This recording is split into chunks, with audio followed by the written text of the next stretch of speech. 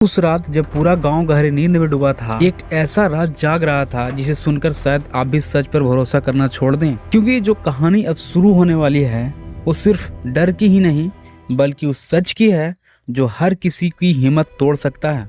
और यकीन मानिए, अगर आप इसे अंत तक सुन पाएंगे तो भाई आप भी पहले जैसे नहीं रहोगे।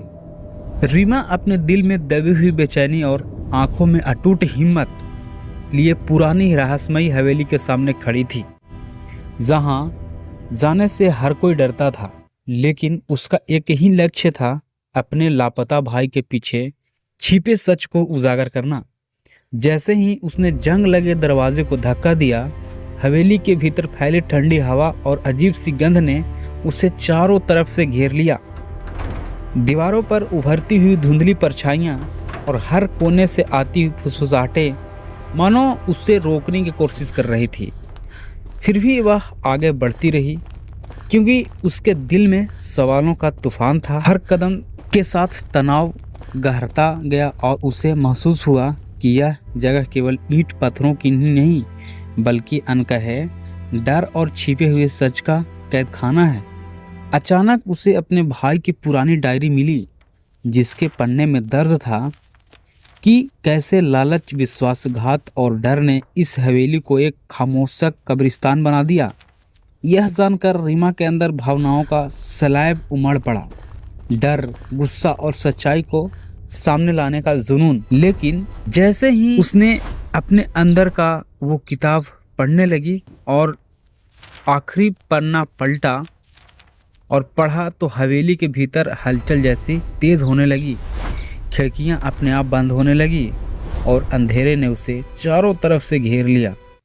उस क्षण उस समझ आ गया कि सच्चाई का सामना करना आसान नहीं होता, बल्कि उसकी कीमत चुकानी पड़ती है। जब वह किसी तरह बाहर निकली तो वह पहले जैसी नहीं रही।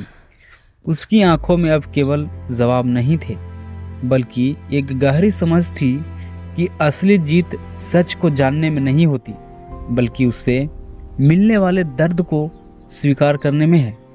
और उसने महसूस किया कि इंसान की सबसे बड़ी ताकत दूसरे को हराना नहीं होता, बल्कि अपने अंदर के डर और लालच पर जीत हासिल करना ही है।